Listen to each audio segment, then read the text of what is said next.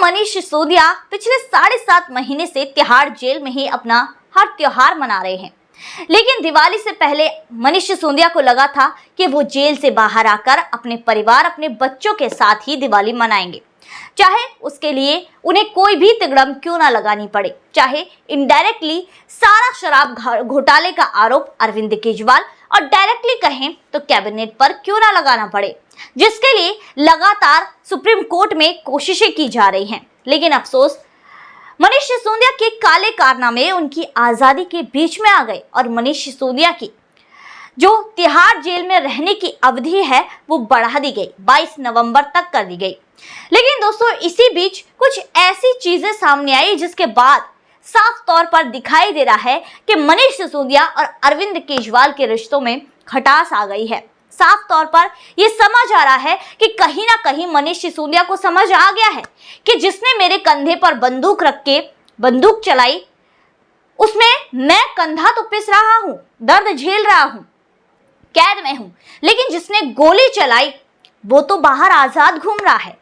जिसके लिए मनीष सिसोदिया के चेहरे से साफ साफ पता चल गया इस बार जब वो कोर्ट में पेश हुए कि मनीष सिसोदिया के मन में क्या चल रहा है। क्योंकि जो मनीष सिसोदिया या फिर कहें आम आदमी पार्टी के नेता को भाषण देने की बड़ी आदत थी, चाहे वो संजय सिंह को देख लीजिए, कोर्ट में आते समय वो मीडिया कर्मियों से दौड़ दौड़ कर बात करते थे, यानी कि बात जरूर करते थे, भाषणबाजी करते थे। वहीं दूसरी तरफ मनीष सिसोदिया के भी अगर पुराने रिकॉर्ड्स देखे जाए तो मनीष सिसोदिया भी कोर्ट के समय यानी कि पेशी में आते समय मीडिया कर्मियों से खूब बातें किया करते थे, चाहे उनकी सुरक्षा ही दांव पर क्यों न लग जाए। जिसके लिए अब मनीष सिसोदिया बढ़ चढ़कर मीडिया कर्मियों से बात करते थे और कहते थे कि मोदी और अडानी के मामले पर जांच कब होगी। लेकिन इस बार जब पेश हुई तो मनीष सिसोदिया का चेहरा ऐसे उलझा हुआ था, बुझा हुआ था, जैसे मानो किसी ने उनकी पूरी प्रॉपर्टी छीन ली हो, जैसे मानो किसी ने उनके हाथ से खाना छीन लिया हो, भूखे के हाथ से खाना छीन लिया हो। जी हाँ दोस्तों, यही हालत थी मनीष सिसोदिया की, क्योंकि मनीष सिसोदिया को अरविंद केजरीवाल के बदलते तेवरों से कहीं ना कहीं ये पता चल गया है कि अरविंद केजरीवाल ने मनीष सिसोदिया का इस्तेमाल किया है। अरविंद केजरीवाल एक बड़े ही चालाक और शातिर व्यक्ति है।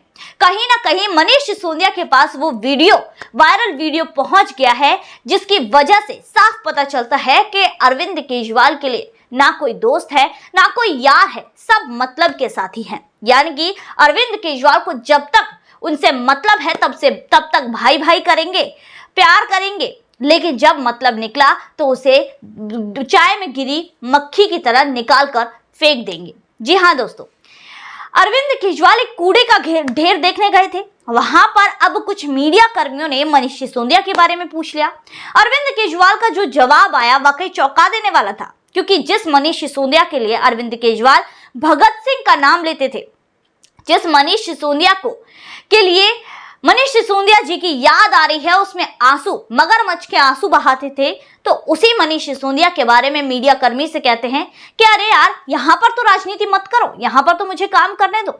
यानी कि अब मनीष सिसोदिया अरविंद केजरीवाल के लिए राजनीति करने के पात्र बन गए हैं। कहीं ना कहीं इस वीडियो का पता मनीष सिसोदिया को लग चुका है और जिसकी वजह से ही मनीष सिसोदिया की आंखों में भी अब अरविंद केजरीवाल कहीं ना कहीं खटकने लगे हैं। जनता तो लगातार यही कह रही है कि अब मनीष सिसोदिया और अरविंद केजरीवाल के बीच में दरार आ चुकी है, क्योंकि सभी जानते हैं कि अरविंद केजरीवाल कितने शातिर और चालाक व्यक्ति हैं, जिन लोगों के पीठ पर पैर रखकर वो राजनीति में आए, आंदोलन में शामिल हुए और ये पूरी पार्टी बनी। उन लोगों को तो अरविंद केजरीवाल ने लात मारकर बाहर निकाल दिया, जिसमें चाहे कोई भी हो, यानी कि जो भी व्यक्ति अरविंद केजरीवाल के काले कारनामों में, जिस तरह के आरोप अरविंद केजरीवाल पर लग रहे हैं कि जो भी व्यक्ति अरविंद केजरीवाल के काले कारनामों में साथ ना दे, वो अरविंद केजरीवाल के किसी काम का नहीं। जिसके लिए अनेकों नेता जो आंदोलन के समय से अरविंद केजरीवाल की पार्टी आम आदमी पार्टी के साथ थे,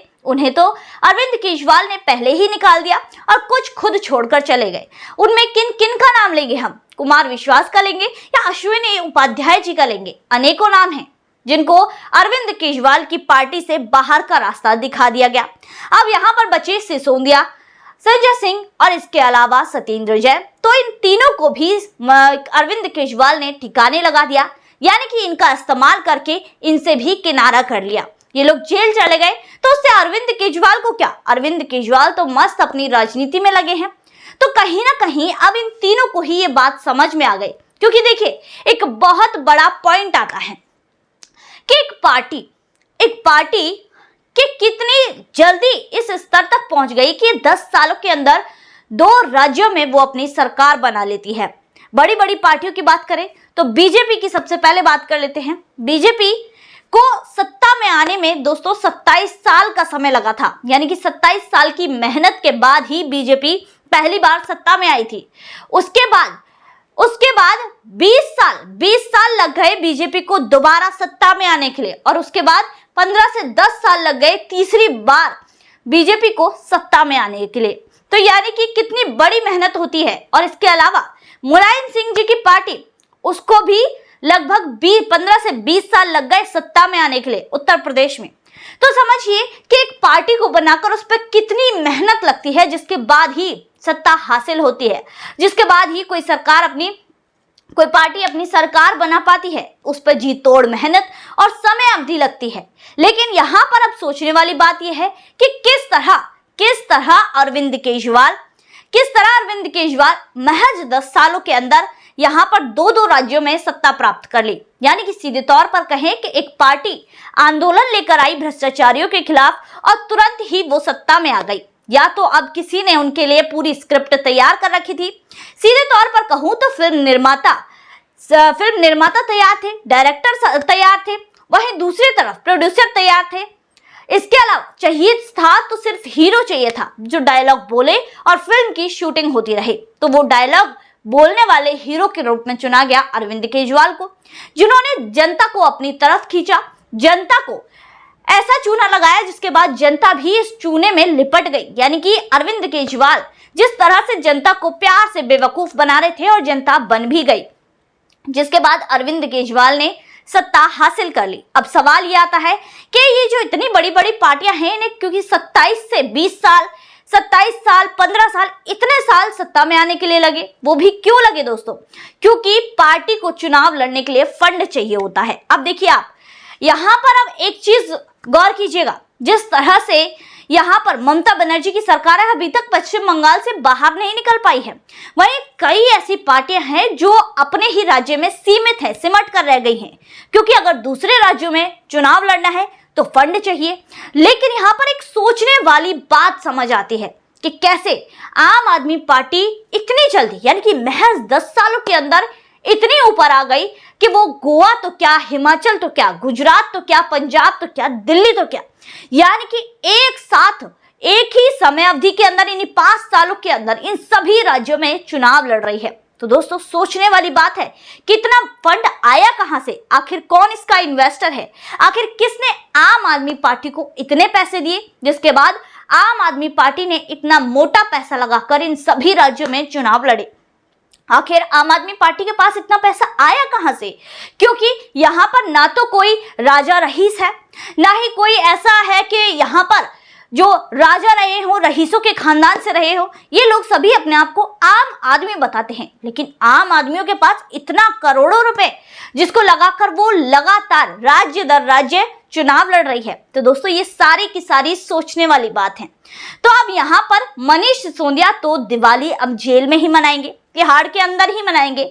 वहीं दूसरी तरफ अरविंद केजरीवाल की तरफ भी गिरफ्तारी की सुई लटकने वाली है, यानी कि घूम रही है, और जैसे ही वो पॉइंट पर आएगी अरविंद केजरीवाल भी तिहाड़ जाएंगे।